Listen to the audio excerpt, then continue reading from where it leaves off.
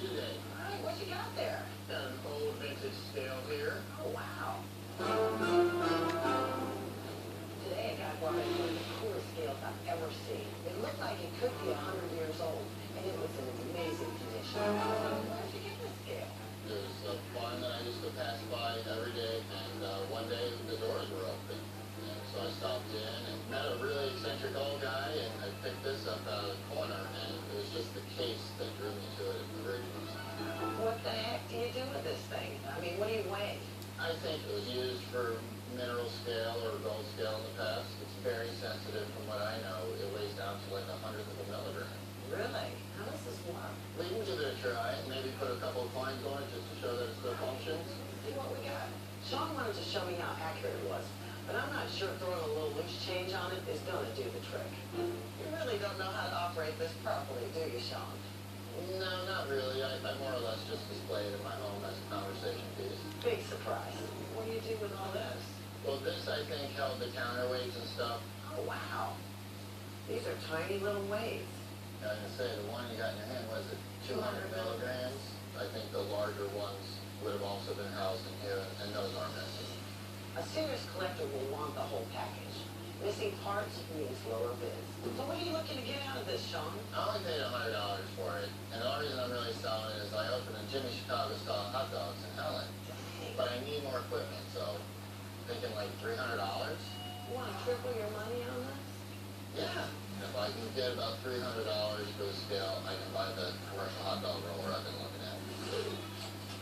It's a really unusual scale. Our buddy Jamie Breeze knows all about old obscure items, so we can call him in and hopefully he can tell us what it's all about. If we get it, you're gonna bring me a hot dog, okay?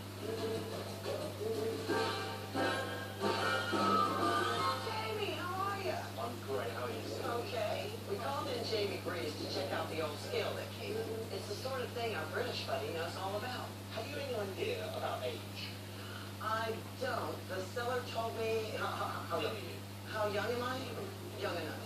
Beautiful eyes, eh? Oh, you've got some nice looking eyes too. Now let's get back to the scale. Really, seriously, Jamie, keep your eyes on the item. So we have this beautifully engineered beam. This would most likely have been used by a person called a Hussain. A Hussain is a relatively ancient word for somebody who measures the purity of precious metal for ornaments. Once you've established the purity of, say, gold or silver, on the scales you use some counterbalancing or masses to establish exactly the weight of gold. Gold certainly was a type of currency, especially during the Wild West years. Man, if this scale's really from the Wild West, it could start a bidding frenzy. What we have here is the company logo, which helps when it comes to dating results. It says Chainamatic, and Christian Becker and Sons only filed that patent in 1950. So it's at least from that period. It's no earlier than that. Dang, so much for my Wild West theory. So it can't be precise today, but we can give you a good idea of how it would have worked. Just a few grains on the old concrete pad, and then what we would do, place a couple of the weights on here, and we would find the medieval centre, and we would know what the exact one. It does work. A tiny bit of calibration would be use it to weigh gold dust today if you want to. They only had like 3 little weights in Yes. there, and I didn't know if that would affect the value. I would say absolutely not. Well, that's good news for us. What do you think this would go for at auction? It's history, it's precision, it's engineering, and as a result of that, it does make it collectible. I would say around $500. 500? 500. That's more than the seller wanted. Brilliant. Now that we know the scale has historic value, we can hit auction gold. It's been a pleasure.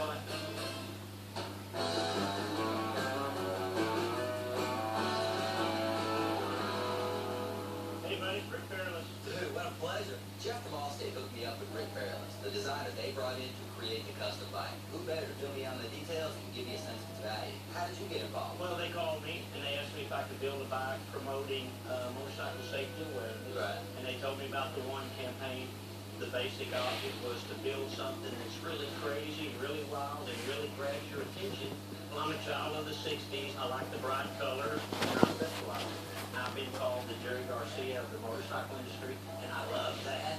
Tell me a little bit about the whole engineering of it. Well, this is an S&S 124 cubic inch motor. The wheels are 120 radial laced, twisted spoke wheels. That headlight is off a 1938 Chevrolet. Oh, that's cool. The frame is kind of the most unique thing that we've done. I call this the Pam frame. The Pam frame. It's curvy by Pam Anderson. That's great. So what do you think I get for it at launch? Basically what you're selling, Paul, is a piece of art Right. that's functional. But I think if you got $15,000, you'd be doing it. Personally, I love it, but it has limited appeal. So I need to find buyers that are drawn to its hippie roots. And if I can get a couple of them on board, then we can really help contribute to the One program's cause. Before I let my baby go, I want to get on her and blast her through the parking lot one last time. Is that cool with you? Absolutely. I'd be disappointed if you didn't. You got a helmet? Rock on helmet. I believe you know where this goes, right? Yes, sir. I do.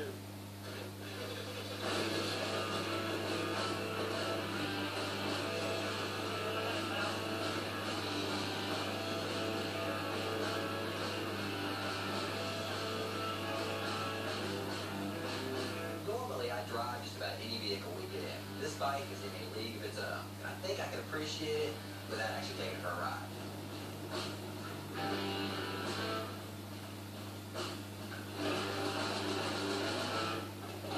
That's it.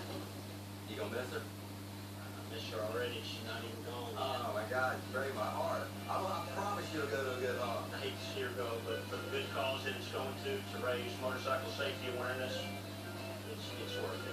If we bring one sign